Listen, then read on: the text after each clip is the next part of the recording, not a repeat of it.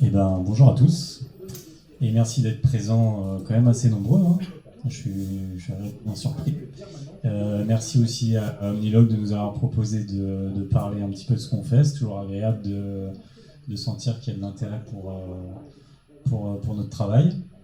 Je vais vous parler du projet Progressive Web App qu'on a mené à l'équipe sous différents aspects, notamment celui de la performance, comme vous avez certainement pu le voir dans le meet-up, dans l'invitation. Et pour vous donner un petit peu de contexte, ce que j'ai envie de vous dire, c'est que s'il y a 3 ans ou 4 ans, mais 3 ans à peu près, je vous avais proposé une mission à l'équipe. Sur le papier, au départ, vous auriez certainement été emballé par la marque, par le domaine, etc. Après l'entretien, quand on vous aurait parlé des technos qu'on utilise, etc., peut-être que le soufflet serait légèrement retombé, parce que c'est vrai qu'on avait énormément de code legacy, en front-end notamment. On utilisait encore quasiment que du jQuery sur des versions passées. En back-end, on faisait beaucoup de choses en généré, des API statiques, de la génération de pages, des versions de PHP un petit peu outdatées. On avait pas mal de problématiques un peu comme ça, qu'on peut avoir dans beaucoup de boîtes. Surtout, on n'avait pas vraiment de vision et de projet pour sortir de ce... en tout cas, se donner un objectif. Merci. Voilà. Et là-dessus, en 2016, les Progressive Web Apps sont arrivés. Nous, on avait un site mobile qui était un petit peu vieillissant. Et donc, on en a profité pour proposer ce projet de refonte de notre site mobile en Progressive Web App, chose qui a été faite. Et donc, de là est parti le projet de Progressive Web App sur notre site mobile. Puisqu'à l'époque, on avait à la fois un site en m.l'équipe.fr pour le mobile et un équivalent dédié au desktop, qui était bien sûr basé sur 2 technos totalement différentes. Donc voilà, ce projet a été vraiment une très belle réussite en beaucoup de points de vue. Déjà sur les aspects techniques, on a pu monter en compétences sur de l'Angular. Donc pour la première fois, on utilisait un framework JS sur un site complet. On a aussi au niveau back-end pu réaliser un embryon de microservices pour la première fois avec une API dynamique qui nous servait le flux des news. Voilà. Et donc, parmi les bienfaits encore de cette Progressive Web App, on avait le fait de à la fois se donner confiance, c'est-à-dire se dire, voilà, comme quoi on peut proposer des projets, faire en sorte que ça se fasse et que ce soit une réussite. Et derrière, ça a aussi été très très positif en termes de communication en interne, faire en sorte que les décideurs se prennent conscience que en fait on avait tout intérêt à moderniser notre architecture, à faire de l'innovation et qu'ils concrètement ils en voyaient beaucoup les bienfaits, notamment en termes de perf. Je fais un petit bond dans le temps, à peu près après ce site mobile, un an et demi après environ, on a commencé à nous parler d'une refonte du site desktop cette fois. Donc là, il nous a paru logique de saisir cette opportunité pour ne plus scinder d'un côté un site mobile, d'un autre un site desktop, puisque finalement on avait un site mobile qui était déjà quasiment responsive et qui était une Progressive Web App sur une techno moderne.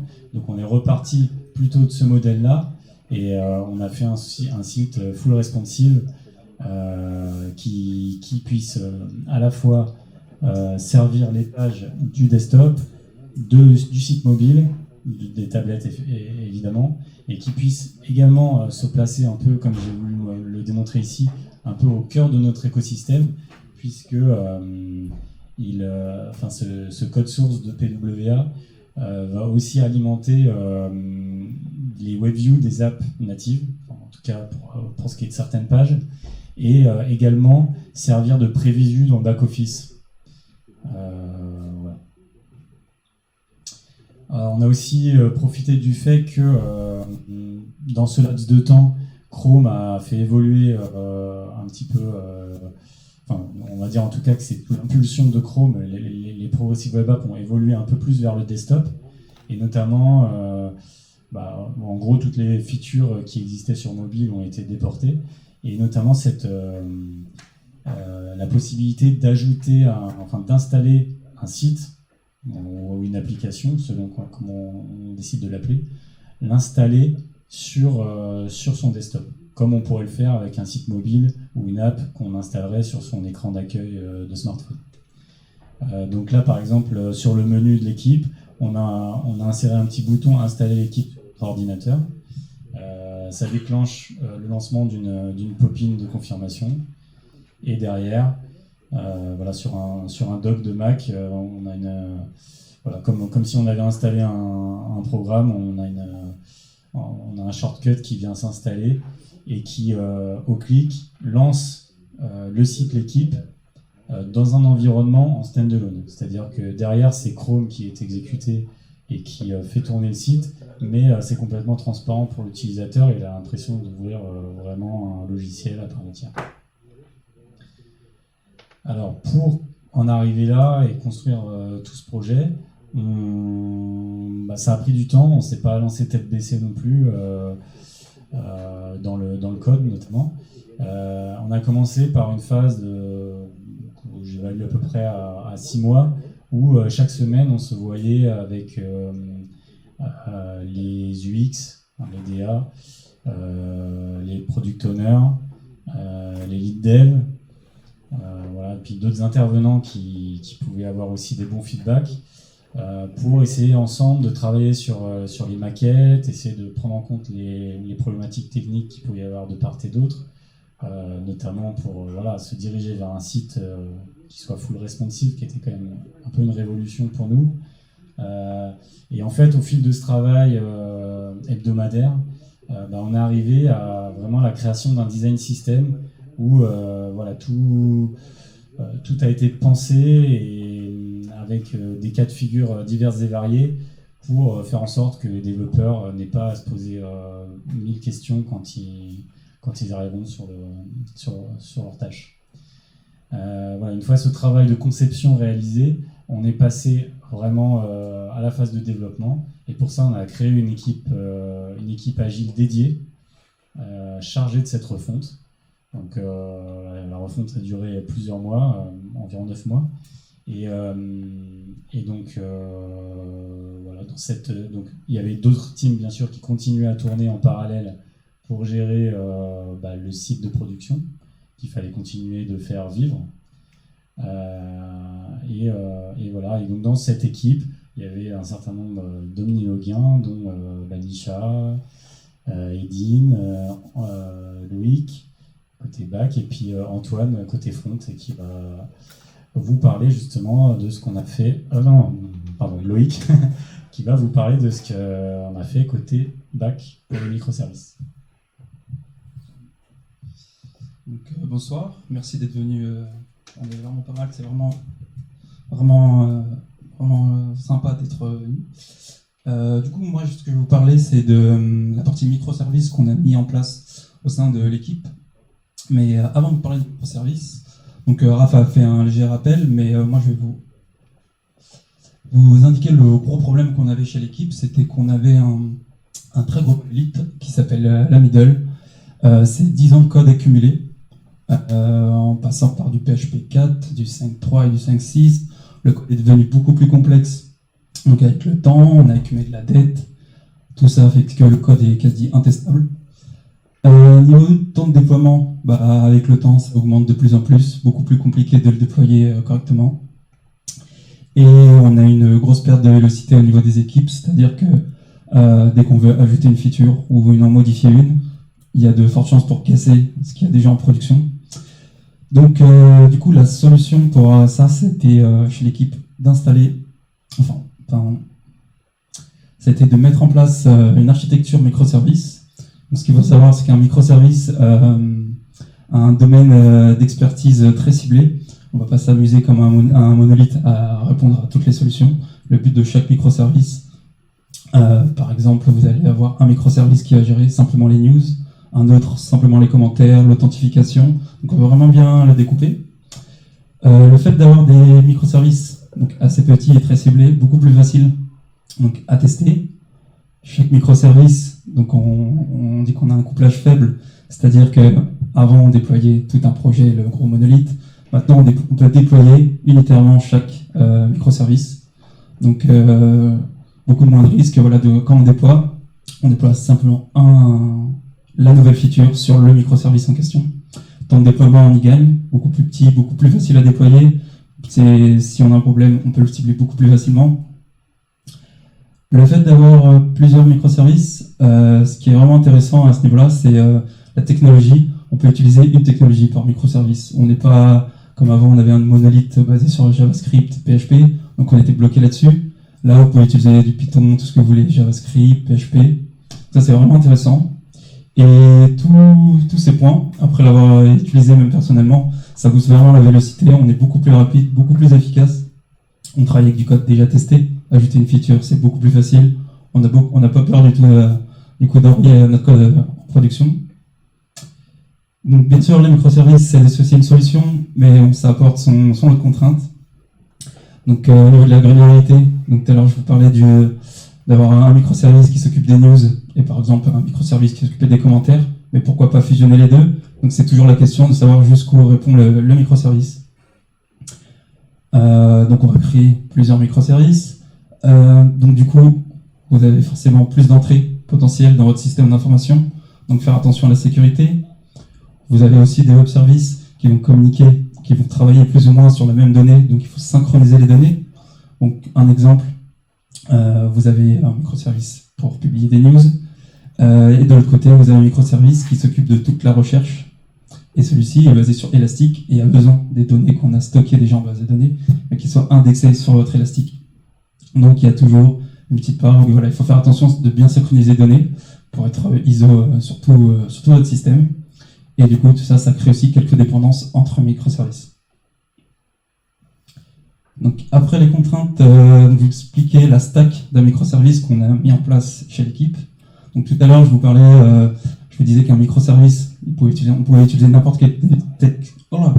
quelle technologie. Mais chez l'équipe, on a mis en place du Symfony, qu'on avait déjà de base, Symfony et API Platform. Donc à tout ça, on y a branché pas mal de librairies externes pour analyser notre code et produire du code de qualité.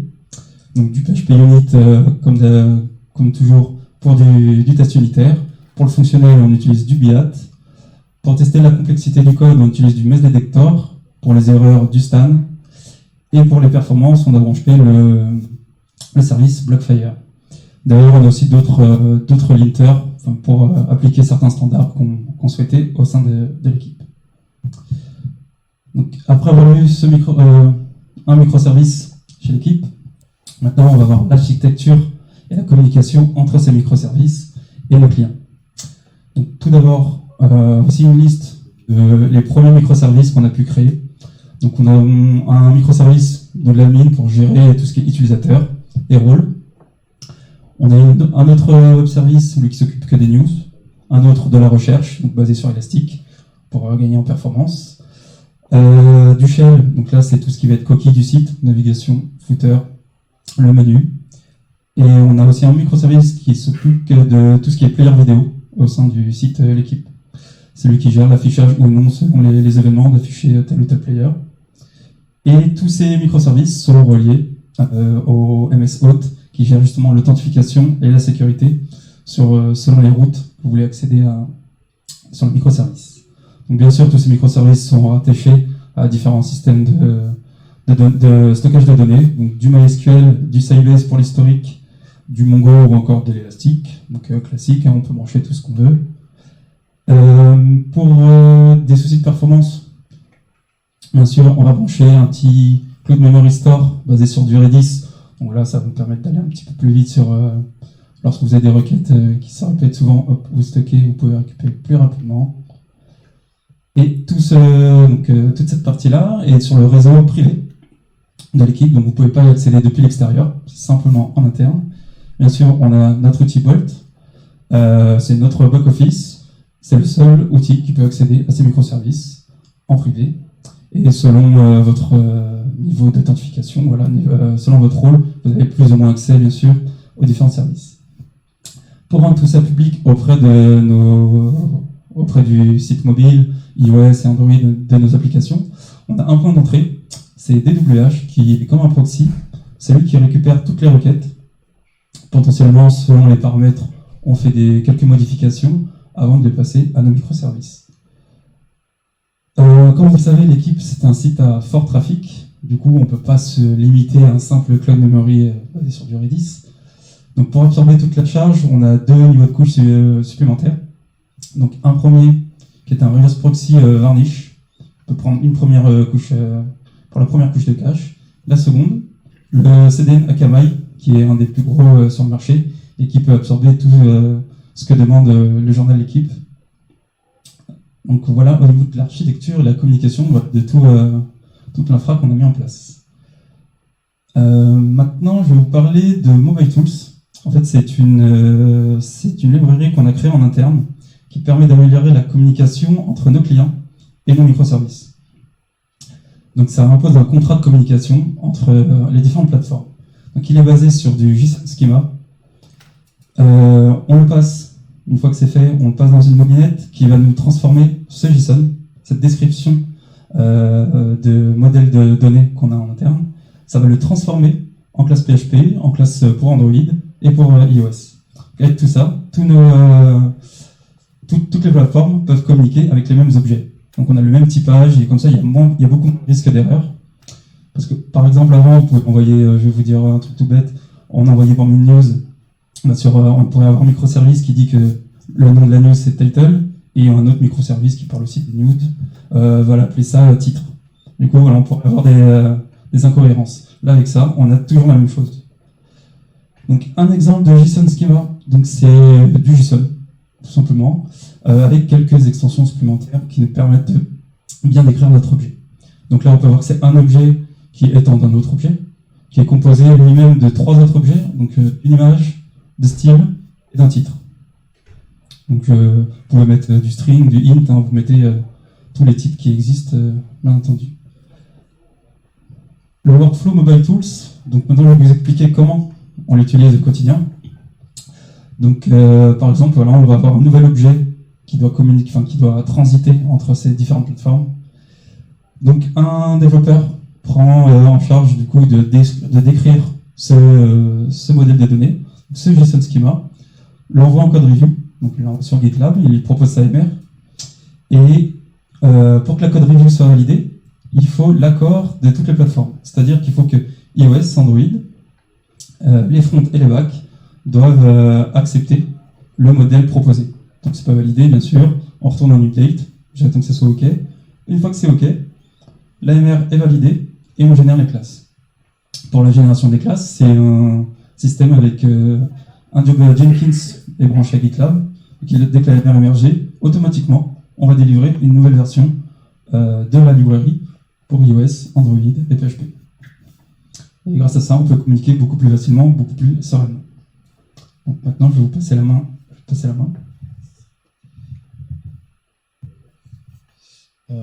Du coup, moi, je vous parlais du front à l'équipe. Donc, voilà. Là, comme Rav vous l'a dit, on est parti sur une refonte complète du site internet. Pour ça, on a choisi de changer également de framework JS pour créer un seul code source. Et on a choisi parmi les plus connus, donc on a React, on a Angular, on a Vue.js, il y a d'autres frameworks qui sont plus petits. On a choisi de prendre Vue.js comme framework. Pourquoi ? En fait, il y a plusieurs raisons. Donc, la raison qui est un peu pour tous les sites, c'est que Vue.js, c'est un projet qui est suivi par 150 000 personnes. Il y a une équipe qui est plutôt assidue, puisqu'il y a des commits sur le projet toutes les semaines. Voilà, c'est un projet qui est suivi, c'est un projet qui est assez nouveau aussi, donc on est déjà en version 3, mais il est suivi, il y a de l'activité, donc il y a une communauté derrière. On est parti là-dessus, on s'est dit qu'on pouvait faire confiance à Vue.js. Mais en plus de cet aspect confiance, etc., ce qui était important pour nous, c'est que l'équipe de dev à l'équipe connaissait déjà un petit peu ce framework, puisqu'il y avait pas mal de devs qui avaient déjà travaillé avec ce framework côté perso ou côté pro. Donc ça, c'est un gros plus. Et 2 projets qui tournaient en interne utilisaient déjà ce framework. Donc voilà, un choix plutôt simple à faire finalement. De plus que pour les développeurs qui n'avaient jamais travaillé avec ce framework, la courbe d'apprentissage est connue pour être bien plus rapide que ses concurrents. Maintenant, je vous parle de la migration en elle-même. Donc, comment ça s'est passé?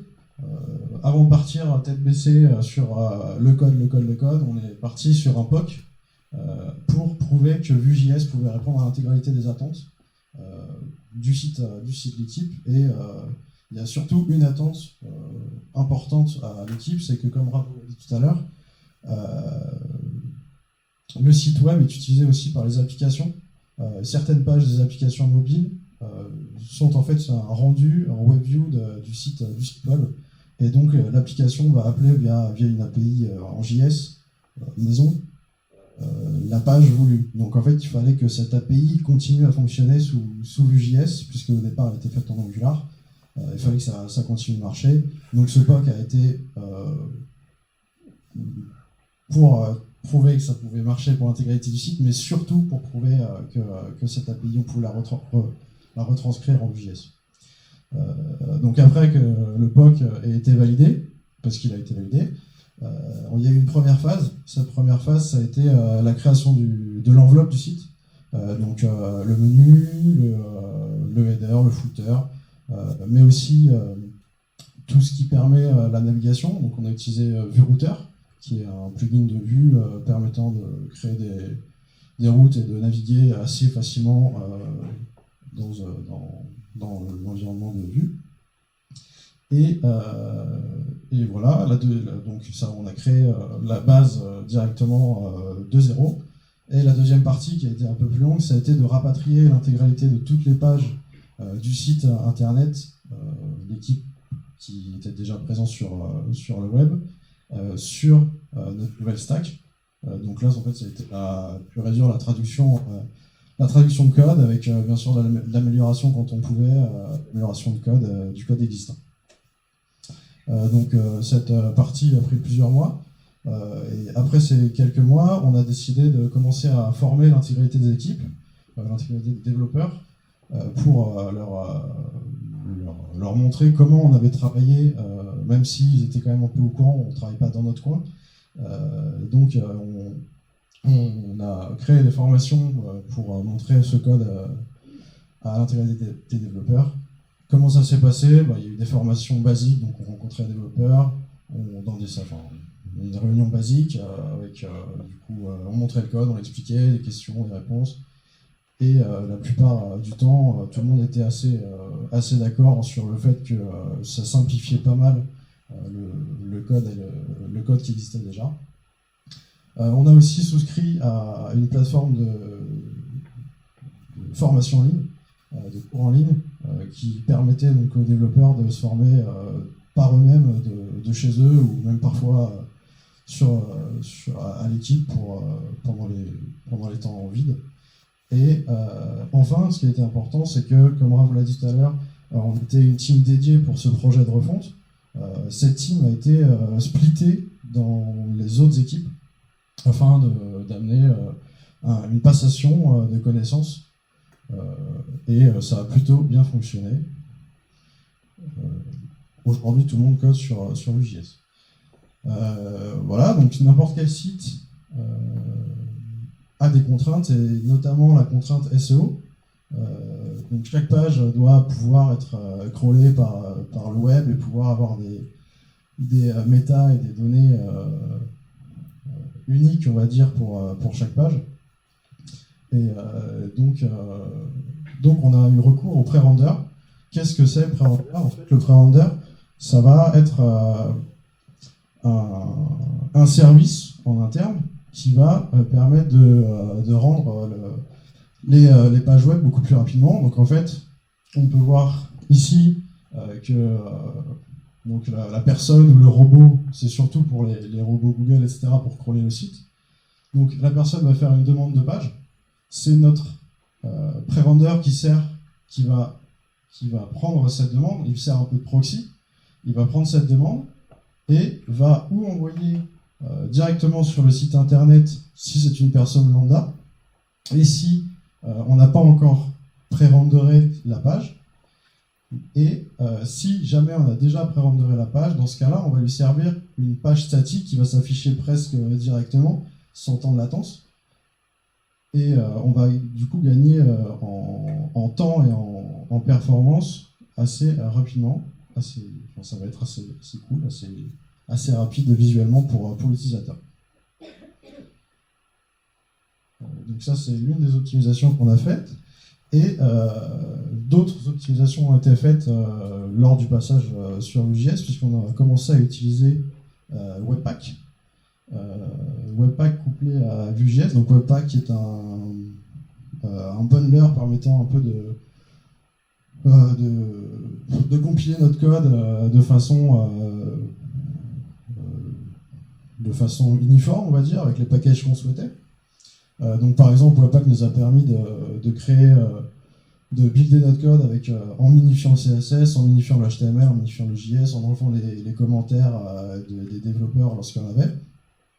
Mais surtout, le couplage de Webpack avec Vue.js nous a permis de faire une utilisation assez conséquente qui s'appelle le code splitting. Donc le code splitting, comment on l'a fait fonctionner et qu'est-ce que c'est? Le but du code splitting, c'est du coup de splitter l'intégralité du site en plusieurs petits composants, petites pages, pour que le chargement soit plus rapide. Donc au départ, Webpack, lorsqu'il n'est pas configuré, il va sortir un fichier qui va englober l'intégralité du code source, et il va vous le sortir directement. Donc un utilisateur qui va demander le site internet, il va devoir charger l'intégralité du site, même s'il veut lire juste l'article sur les barres. Donc c'était pas possible.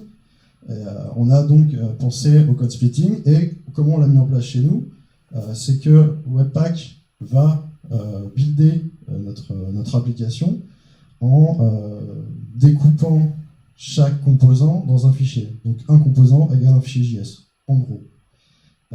Et dans Vue, on va importer dynamiquement le fichier voulu au moment où on en a besoin. Donc c'est-à-dire qu'on ne va pas charger la composition d'un live de foot sur un live de tennis par exemple. On va vraiment cibler les composants dont on a besoin et aller chercher le composant comme on souhaite. Donc ça nous a permis de gagner pas mal de temps au chargement, déjà. Et donc je vais faire une petite parenthèse.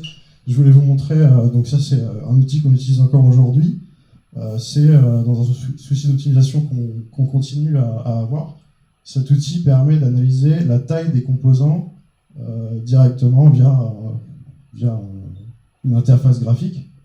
Donc ça permet de voir que certains composants sont beaucoup trop gros, ou par exemple là le composant Live.js, il va falloir l'optimiser puisqu'il est plus gros que notre fichier app.js, qui est le fichier main de l'application. Voilà, donc pour l'exemple. Donc c'est un plugin qui s'appelle Bundle Analyzer, et c'est assez intéressant à voir. Mais outre ça, donc pour continuer dans les optimisations, on a aussi mis en place un service worker. Donc c'est un plus des PWA. Qu'est-ce que c'est un service worker? Un service worker, c'est un petit peu un proxy qui va être entre d'autres applications web, le réseau et le navigateur.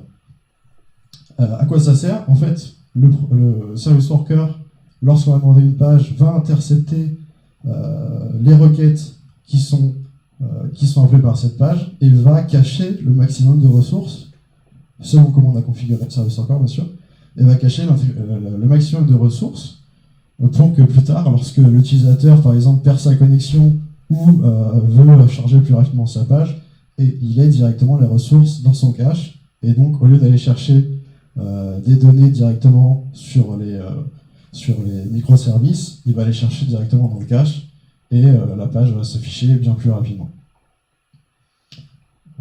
Voilà pour les optimisations. Moi, j'en ai fini sur le front. Je vais faire une petite conclusion sur la partie front, vraiment. Et pourquoi le choix de Vue.js surtout, puisque c'était ça la partie, le sujet global. Donc le choix de Vue.js, on en est très content, puisque aujourd'hui on voit que le site a pris un seul code source. Ça, c'était le problème au départ. Donc on a bien un seul code source qui gère le desktop et le mobile. En plus, les équipes sont assez contentes de travailler sur Vue.js, et les compétences, elles sont montées en compétences très très rapidement sur Vue.js. Donc c'est un choix que l'on ne regrette pas. De plus, ça nous a permis d'optimiser le temps de chargement de la plupart des pages, et ça nous a permis d'avoir un code beaucoup plus propre et une qualité de code plus propre. Voilà. Merci. Alors, je reprends la main juste pour, enfin juste, non pas juste, mais pour vous parler à nouveau de performance. Cette fois, faire un petit peu plus un focus sur le concept de progressive enhancement, sur lequel on s'est appuyé pour justement aller encore un petit peu plus loin dans la performance, dans la web perf. Donc, juste un rappel du concept de progressive enhancement. Il s'agit de faire en sorte que selon on va dire la modernité, les capacités qui sont inclus dans le terminal qu'un utilisateur va utiliser, selon aussi la qualité de la connexion dont est doté ce terminal, on va pouvoir offrir des features plus ou moins avancées à l'utilisateur pour essayer de maximiser son expérience. Donc là, ce que je vous montre ici, c'est le site internet de l'équipe dans sa nouvelle version, sorti en juin, et plus particulièrement on est positionné sur une rubrique qui s'appelle Adrénaline et qui traite des sports extrêmes. Pourquoi je me place sur cette rubrique en particulier?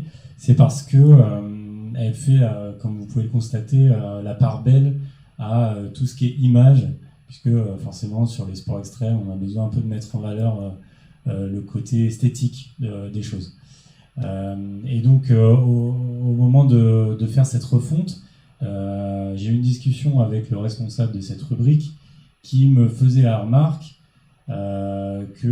qui même se plaignait un petit peu du fait que lui, dans le back-office, il upload des images qui sont en HD, et nous, sur le site, on sort des images un petit peu dégradées, et en fait, lui, ça lui plaisait pas trop, parce que pour lui, c'était hyper important d'avoir ce côté quali de la photo. Donc moi je lui ai expliqué qu'il y avait des bonnes raisons pour ça, et que c'était notamment pour veiller à ne pas trop utiliser de bande passante d'une part, et d'autre part avoir un souci de web perf et faire en sorte que quelqu'un qui a une mauvaise connexion puisse charger l'image quand même.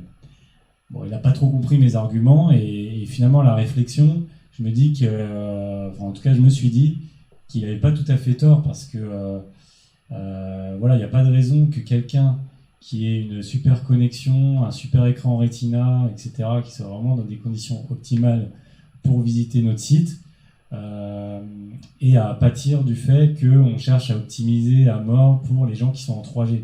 Ça n'a pas de sens.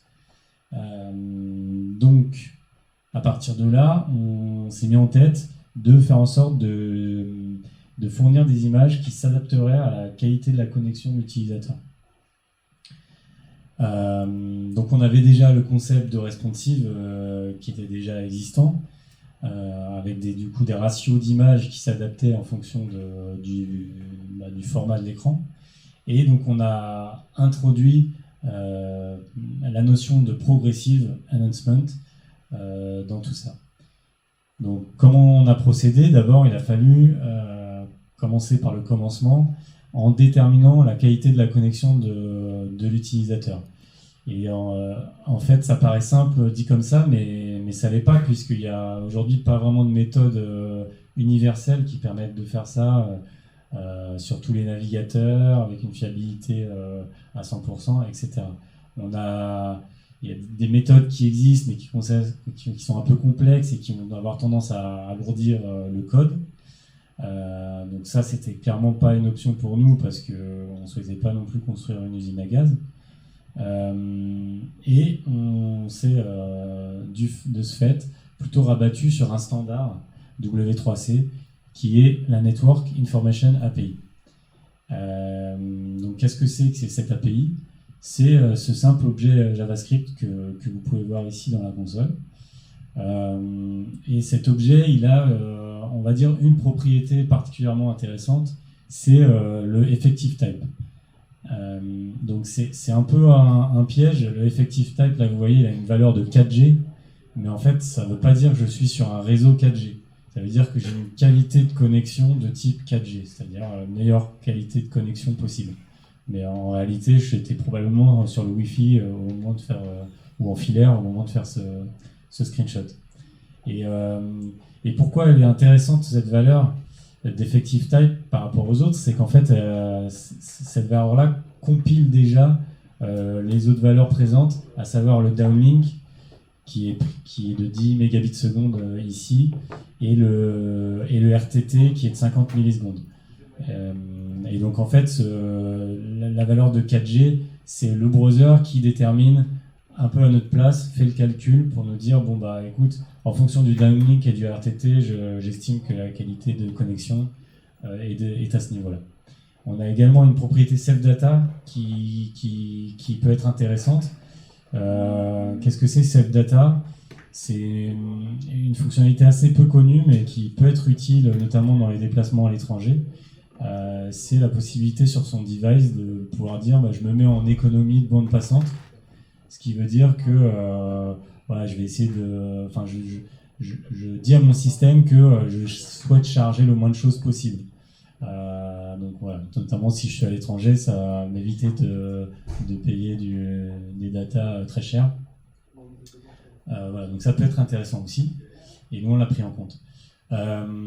Donc cette API, on l'a vu, elle est très simple, mais on a souhaité la simplifier encore davantage et la manager avec une fonction qu'on pourra appeler de n'importe où dans notre code, très simple, qu'on a appelé getConnectionSpeed.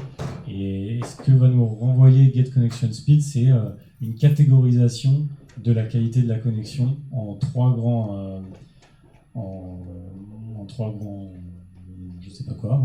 catégories, voilà, tout simplement. Donc on a les types de connexions lentes, donc ça va être les slow 2G et les 2G, ainsi que les self-data qui sont à trous.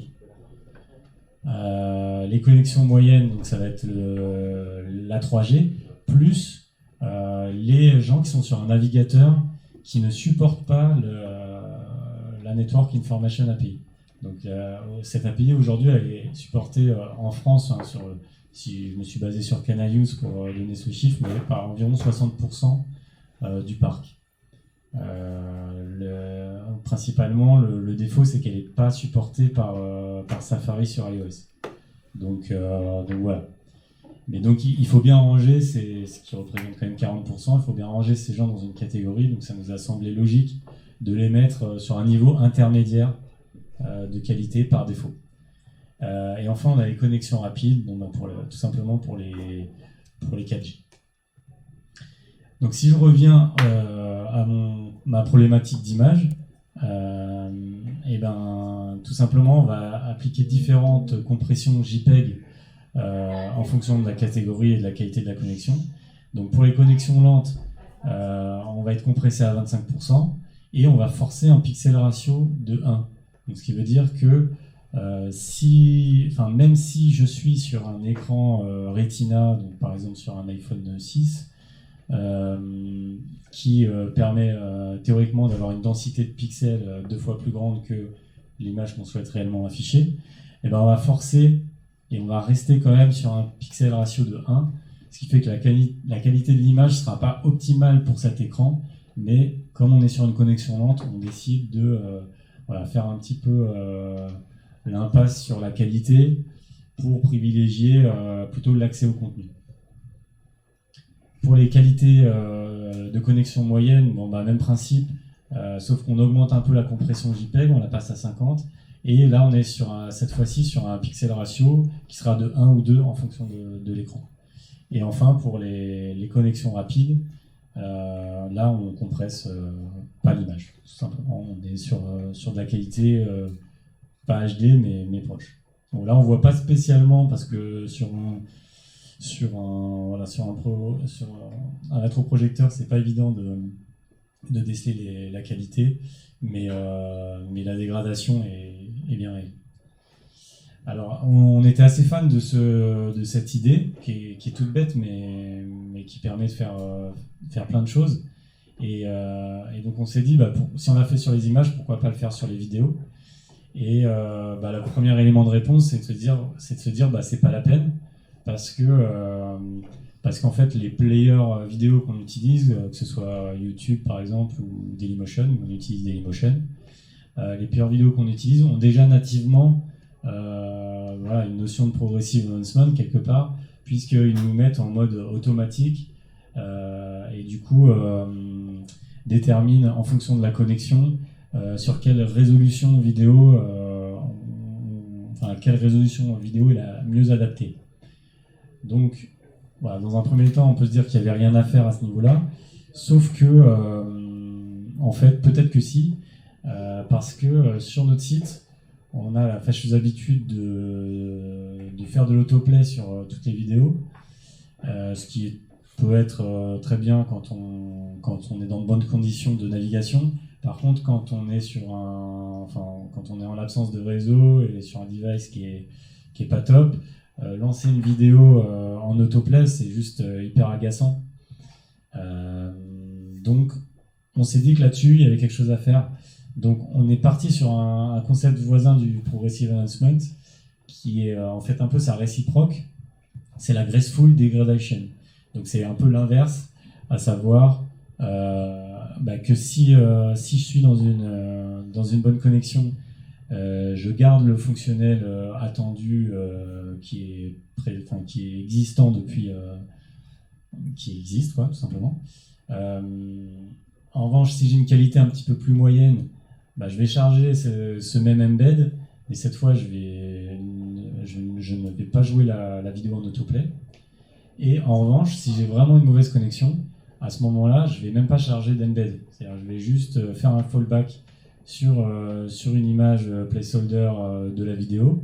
Bon, nous on a la chance d'avoir la vignette correspondante de notre côté, donc on n'a même pas appelé la vignette sur Dailymotion. Et comme ça, on n'a même pas de script tiers ni quoi que ce soit à charger. Donc c'est plutôt appréciable pour quelqu'un qui n'a pas une super connexion. Donc encore une fois, ce principe, on avait envie de l'appliquer un peu partout. Donc on a imaginé ne plus afficher de pub pour les gens qui auraient une mauvaise connexion, ce genre de choses. Après, on a eu quand même des stops. Enfin, même les stops, on se les a mis nous-mêmes parce que il y a quand même un business derrière, on ne peut pas non plus faire tout ce qu'on veut. Et donc là, ce que je vais vous montrer, c'est des pistes. Nous, on n'a pas tout fait. On a fait certaines choses, mais pas tout. Mais en tout cas, c'est pour vraiment dire que on peut imaginer, selon le site sur lequel on travaille, tout un tas de choses. Donc par exemple, ce qu'on peut faire, c'est sur une connexion lente, avoir un lazy load offset à nul. Qu'est-ce que c'est, juste rapidement, un lazy load offset? C'est le fait que, en tout cas s'il est nul, ce lazy load offset, ce que ça va produire, c'est qu'on ne va pas précharger d'images quand on scrolle sur le site, et qu'on va vraiment attendre que l'image rentre dans le viewport de l'écran pour commencer à la charger. Donc en termes d'expérience utilisateur, c'est pas le top, puisqu'on va voir l'image arriver, mais en revanche, ça va sauvegarder de la bande passante. On va pas mettre de prefetch, je reviendrai un peu plus en détail après là-dessus. On va pas charger de script tiers, donc pas de pub par exemple, c'est ce dont je parlais à l'instant, et pas de fonte, en tout cas pas de fonte custom, et utiliser plutôt les fontes système. Sur une qualité moyenne, cette fois le lazy load offset, on peut se permettre de l'agrandir un petit peu, et on va pouvoir mettre du prefetch au survol. Donc le prefetch, c'est le fait que, par exemple, on pourrait se permettre de dire que lorsque je survole un lien, en tout cas sur desktop, puisque le survol sur mobile c'est un peu plus délicat, quand je survole un lien plus de 100 millisecondes, admettons, ça veut dire que potentiellement je vais cliquer, et donc on peut commencer à précharger la page qui est derrière. Et comme ça, au moment où je vais cliquer, y a un certain nombre d'assets qui ont déjà été chargés et ça va accélérer le temps de chargement. Également, on va pouvoir, dans le cas d'une connexion moyenne, charger des scripts tiers essentiels, type Analytics, ce genre de choses, et charger une fonte. Et enfin, pour une connexion rapide, donc là, on va plutôt être assez libre de nos mouvements et on va pouvoir mettre vraiment un gros lazy load pour pouvoir, sur son mobile, faire un vrai scroll rapide et avoir l'impression que les images sont déjà toutes chargées alors qu'en fait on les précharge quand même. Mettre du prefetch sur tous les liens qui sont présents dans la page, ça il y a des packages qui permettent de le faire pour analyser les liens présents et prefetcher l'ensemble. Charger les scripts tiers, donc les pubs par exemple, et ajouter plus de graisse sur les fontes. Puisque le problème des fontes custom, c'est que souvent elles s'accompagnent de 2 ou 3 graisses correspondantes et que c'est vraiment un vrai frein pour la web perf. Sur ce dernier point des fontes, il faut dire qu'il y a une autre manière de faire qui est la propriété CSS Font Display, donc quelque chose de natif qui existe déjà, qui n'est pas tout à fait une analyse de la qualité de la connexion, mais plutôt une réponse donnée par le navigateur en fonction du temps de chargement de la fonte. Donc j'ai ce graphe qui n'est pas hyper lisible, mais en gros ce que ça permet de faire, c'est donner un ordre de priorité à la fonte. C'est-à-dire que, pour avoir un exemple très concret, certaines fontes sont clairement indispensables à mon site, au site L'équipe en particulier. Typiquement, si on utilise des fontes icônes pour afficher des petites icônes, le burger menu, ce genre de choses, ça c'est une fonte. Ça c'est un ordre de priorité maximum. Donc là-dessus, on va mettre le CSS Font Display à bloc pour dire au navigateur, grosso modo, charge-moi cette fonte custom, quoi qu'il arrive. En revanche, pour la fonte qu'on utilise sur nos paragraphes de texte, là, il y a beaucoup moins d'enjeux à avoir une fonte custom et on peut très bien faire un fallback directement sur une fonte système et attendre de voir si la fonte custom répond suffisamment rapidement, auquel cas on l'affiche, et si elle ne répond pas suffisamment rapidement, par exemple dans le cas de l'option fallback, si elle ne répond pas dans les 100 millisecondes, à ce moment-là on restera sur la fonte système et on n'embêtera pas l'utilisateur à surcharger sa bande passante inutilement. Donc tous ces gains sur les images et sur les fontes, ils sont matérialisés par ce graphe. Donc le gros trait rouge vertical que vous voyez au centre, c'est la date du 6 juin, donc la sortie du nouveau site. Donc on voit un changement assez radical entre l'avant et l'après. Grosso modo, si on fait une petite moyenne sur l'avant et l'après, on a à peu près divisé par 3 le volume de kilooctets chargés en termes d'images sur la homepage de l'équipe. En termes de fonte, le changement est tout aussi radical, le volume est un peu moins impressionnant et c'est plutôt divisé par 2, là encore en termes de quantité de données. Et toutes ces optimisations, plus les optimisations qui sont plus de l'ordre du framework Vue.js que vous a présenté Antoine, également des API back-end qui répondent plus vite, etc. Tout ça mis bout à bout fait que le temps de chargement global de la homepage de l'équipe est passé grosso modo de 3 secondes et demie de moyenne avant le 6 juin à plutôt, comment tu fais le laser, voilà, plutôt voilà, moins d'une seconde en gros, moins d'une seconde désormais pour le temps de chargement des pages. Alors ce qu'on peut voir ici, c'est quand même un gros pic qui prouve que mine de rien, en termes de web perf, rien n'est jamais gagné. C'est-à-dire qu'on n'est jamais à l'abri que ici, là, le je sais pas, 29 juin, il n'y a pas un truc en prod qui passe et qu'on n'aurait jamais dû et qui vient plomber tous les efforts qu'on vous a montrés. Et donc, c'est là aussi où les outils de monitoring sont importants pour être alerté de ce genre de choses et pouvoir corriger le tir rapidement, ce qui a été le cas. Voilà. Mais on arrive à la fin de cette présentation. Vous pouvez retrouver, je pense, pas mal d'informations qu'on vous a données là et d'autres sur notre blog Medium, notre blog technique. Et n'hésitez pas à nous suivre pour avoir les dernières updates. Voilà.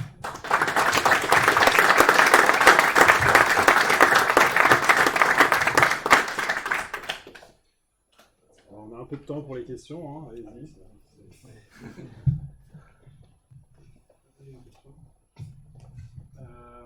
Est-ce que vous êtes penché sur le critical CSS, en particulier justement avec Vue et par exemple sur du chargement asynchrone de composants? Ça peut être très difficile à mettre en place. Du coup, je ne sais pas si c'est une question que vous avez posée. C'est un commercial. La question est peut-être.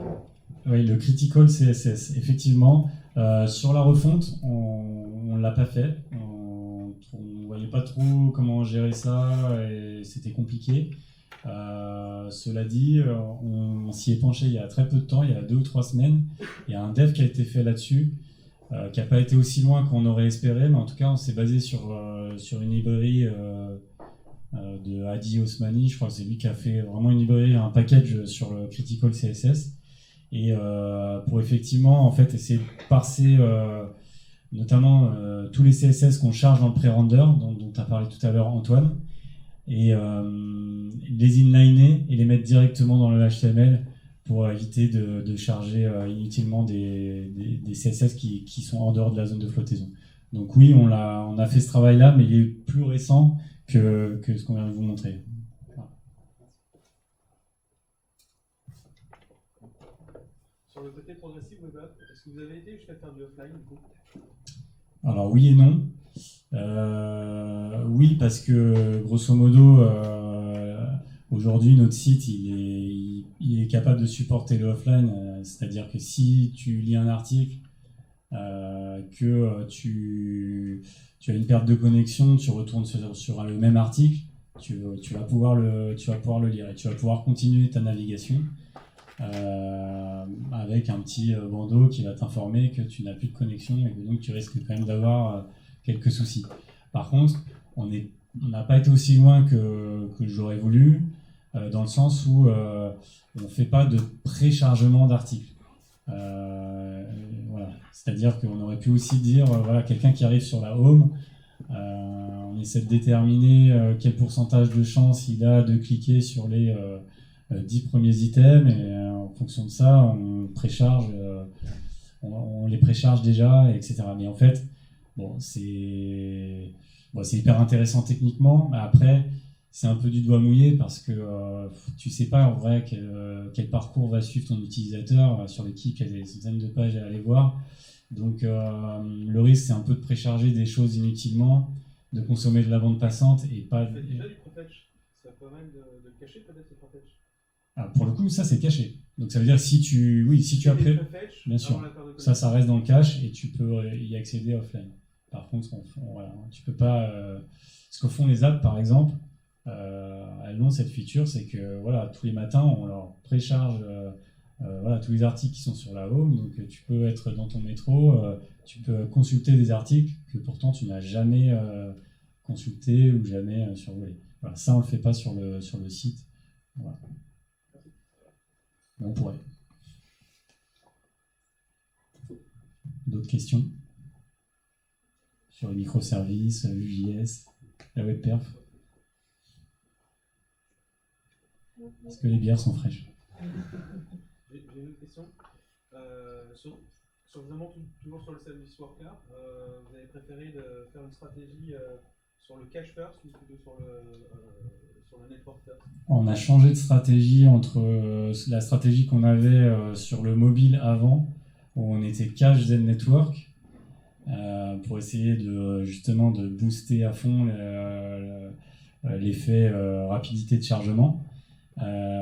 Et on a changé de stratégie là sur cette version-là. J'ai un trou de mémoire, je ne sais plus pourquoi, mais on est maintenant sur le network then cache. Pourquoi ça te revient ou pas? Oui, il y a une très bonne raison à ça, mais je ne l'ai plus. Désolé. Donne-moi ton mail et putain, on reste en contact.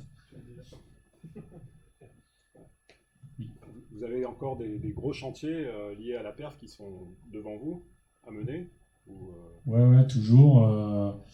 Alors pour la petite histoire, à un moment donné, on était premier du classement JDN, qui est un des indicateurs qui est vraiment regardé. Bon, tout le monde a commencé à trouver ça un peu suspect, du coup ils nous ont tiré du classement, et sans vraiment comprendre pourquoi. Et puis là, avec le nouveau site, ils nous ont réintégré dans le classement, sauf qu'on ne correspond plus tout à fait aux métriques qu'ils regardent, puisque en fait avant ils regardaient vraiment le speed index et maintenant ils regardent d'autres choses. Et bon, en tout cas sur ce classement, on voit qu'on n'est pas au top, ce qui ne correspond pas forcément au ressenti des utilisateurs, parce que nous vraiment les retours qu'on a, c'est le site est plus rapide qu'avant, mais en tout cas ça nous prouve qu'il y a encore beaucoup à faire et que c'est un fil rouge, quoi. C'est un truc, c'est des optimisations qu'on doit faire en permanence, et c'est pas un chantier qui a un début et une fin. C'est vraiment un truc à améliorer toujours, quoi. Vous n'avez pas identifié quelque chose là qui est déjà dans votre roadmap pour l'année prochaine? On a quelques pistes, mais pour l'instant on n'a pas identifié de facteurs qui vraiment nous ferait avoir un boost énorme. On l'a vu avec la courbe, on est quand même déjà à un niveau moins d'une seconde sur la home, c'est déjà très correct. Donc après, on va vraiment se battre sur des dixièmes, voire moins, et après, ou alors sur d'autres indicateurs, c'est-à-dire non plus sur le temps de chargement initial de la page, mais peut-être plutôt sur l'interactivité quand on clique sur un lien, faire en sorte que ça booste vraiment sur le temps de réaction, ce genre de choses. Voilà.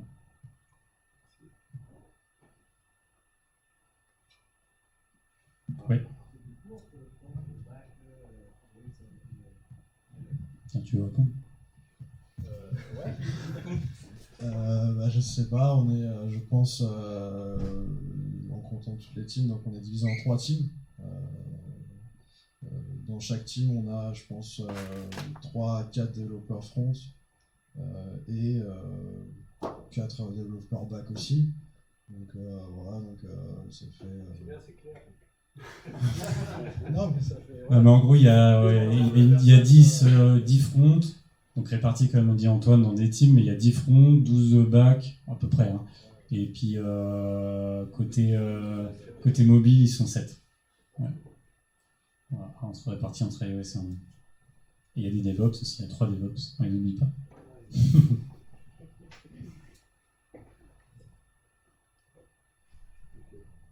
Une question pour que je puisse donner le micro à Loïc. Ah.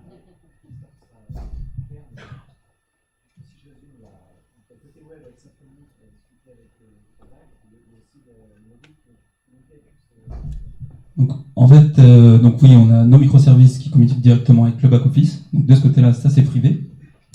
Mais la partie publique de ce microservice, en fait, elle est rattachée via un autre microservice, DWH, qui est un peu un proxy. Du coup, voilà, toutes les requêtes passent par ce microservice. Et lui, comme je disais tout à l'heure, qui modifie plus ou moins la requête en fonction du microservice. Et tout ça, je sais pas si ça répond à ta question. Du coup, voilà, on a vraiment un microservice qui est en avant, tout le reste est caché dans le réseau privé. Donc, pour bien séparer la part des choses. Et tout est en Symfony. Ouais, le proxy, c'est du Symfony. C'est du du 3.3. Donc celui-là, au début, il avait commencé en 3.2, je crois. Donc on l'a fait passer en 3.3. Et par contre, tout ce qui est nouveau microservice, ça c'est du Symfony 4 API Platform. Et juste l'API des news qui est du 3.4. Donc c'est pas encore. C'était à l'époque, voilà, on avait commencé, on faisait pas du API Platform encore. Ouais.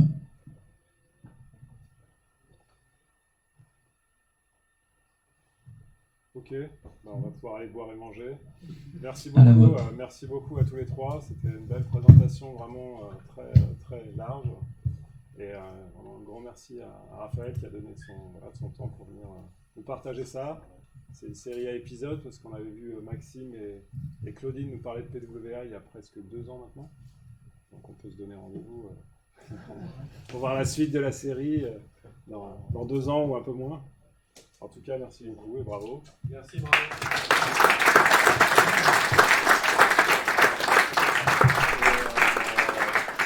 Voilà, donc restez avec nous pour boire et manger. Hein. Il y a plein de trucs. Et comme d'hab, juste 2 minutes pour nous aider à ranger vite fait les chaises. Faites gaffe au dossier. Sinon Merci.